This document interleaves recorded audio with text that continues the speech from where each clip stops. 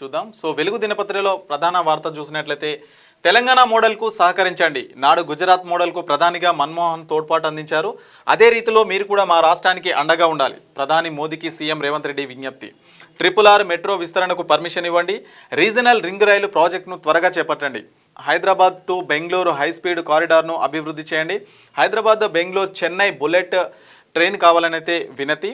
PMOలో ప్రధానమంత్రితో 30 నిమిషాల పాటు అయితే రేవంత్ రెడ్డి భేటీ అయ్యారు. సో నిన్న రేవంత్ రెడ్డి తెలంగాణ ముఖ్యమంత్రి రేవంత్ రెడ్డి ఢిల్లీకి వెళ్ళి ప్రధాని మోదీతో అయితే 30 నిమిషాల పాటు అయితే భేటీ అయ్యారు. మరి ఈ నెల డిసెంబర్ 8, 9న జరిగే గ్లోబల్ సమ్మిట్ ఏదైతే ఉందో సో దానికోసం హాజరు కావాలని ఆ కార్యక్రమానికి హాజరు కావాలని అయితే ప్రధానమంత్రి నరేంద్ర మోదీతో పాటు పలువురు కేంద్ర మంత్రులను అట్లాగే కాంగ్రెస్ సంబంధించిన ప్రతిపక్ష నేత రాహుల్ గాంధీ, సోనియా గాంధీ, మల్లికార్జున ఖర్గే సో వీళ్ళందరికీ కూడా రేవంత్ రెడ్డి వినతి పత్రం అయితే అందజేసి రావాలని చెప్పేసి అయితే అక్కడ వాళ్ళకి వెళ్ళి అయితే వినతి పత్రం అయితే అంటే ఆహ్వాన పత్రిక అయితే వాళ్ళకైతే అందజేశారు. మొత్తం కూడా 30 నిమిషాల పాటు భేటీ అయితే జరిగింది ప్రధాని మోదీతో. సో అందులో కీలక అంశాల గురించి అయితే చర్చించారు. RRRకి సంబంధించి తెలంగాణ ఔటర్ రింగ్ రోడ్ వెలుపల రీజనల్ రింగ్ రోడ్ ఏదైతే నిర్మిస్తున్నారో సో దాని గురించి ఉత్తర భాగం దక్షిణ భాగం 2 డివైడ్ చేసి అయితే వాటిని అయితే నిర్మిస్తున్నారు. ఇప్పటికే ఉత్తర భాగానికి సంబంధించినది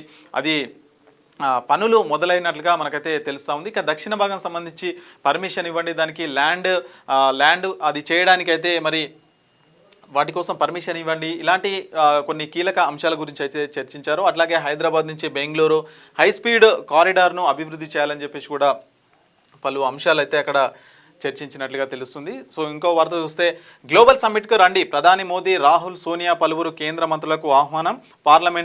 పార్లమెంట్లో కలిసి ఇన్విటేషన్ అందజేసిన సీఎం రేవంత్ రెడ్డి. సీఎం వెంట డిప్యూటీ సీఎం భట్టి, కాంగ్రెస్ ఎంపీలు విజన్ 2047 డాక్యుమెంట్ లక్ష్యంపై ప్రధానికి అయితే మొత్తం కూడా సో వివరించారు. సో దానికి సంబంధించిన వార్త.